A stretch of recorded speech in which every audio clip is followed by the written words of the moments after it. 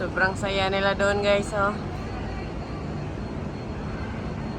Papunta akong simbahan.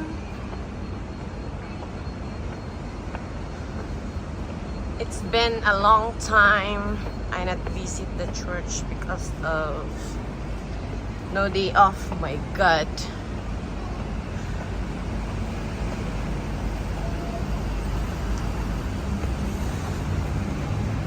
Ngayon pa lang ako makapunta ulit after 4 years.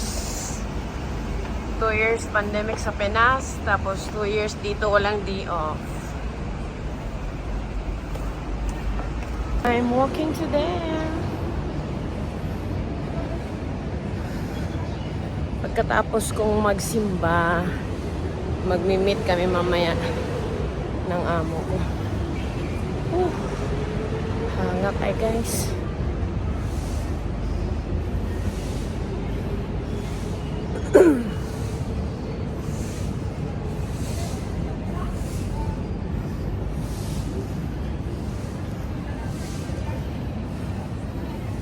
Malagpasan is St. John.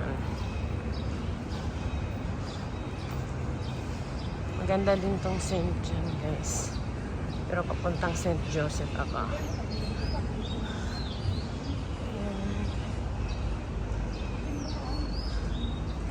Sana hindi pa nagsimula.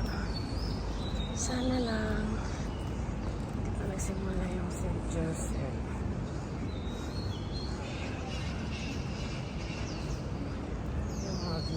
Guys. Yeah. So nice. Paakyat ako doon sa St. Joseph. Kasi maganda doon guys, kasi Tagalog yung misa. Dito English to eh. At saka favorite ko din yung St. Joseph. Paakyat na ako doon guys sa St. Joseph. Tatawid ako doon mamaya. Tapos paakyat ulit. Diba? Ito yung view guys. Bago kayo makarating sa simbahan. Ayan. Sobrang nice yung Hong Kong guys. Pero mahal yung mga bilihin dito. Mahal din yung cost of living dito guys.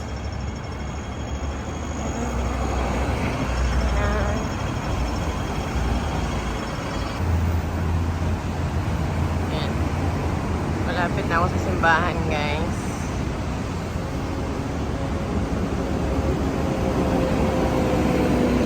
Yan yung Consulate of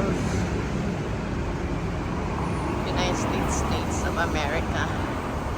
Ganda din yan, guys, diba? Pag pupunta ko ng Amerika, dyan ako magpakuan. Charot. Charot lang.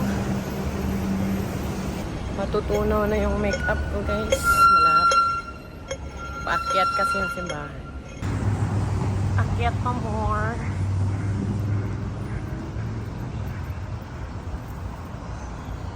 Ito na yung simbahan guys. St. Joseph.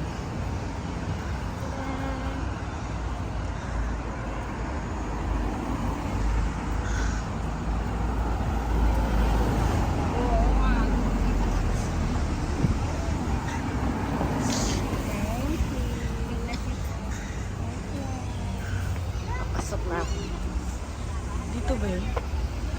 Parang hindi dito yung dito kasi yung entrance dati guys. Oh, exit na pala ngayon. Tagal na talaga akong hindi nakapunta dito guys. Yung pinaka-entrance pala yung entrance ngayon. Ito yung view guys, mga kakahuyan.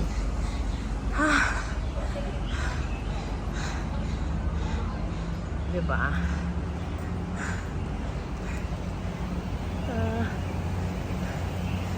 Saan ba yung entrance? Umikot ako guys kasi nagbago na pala sila.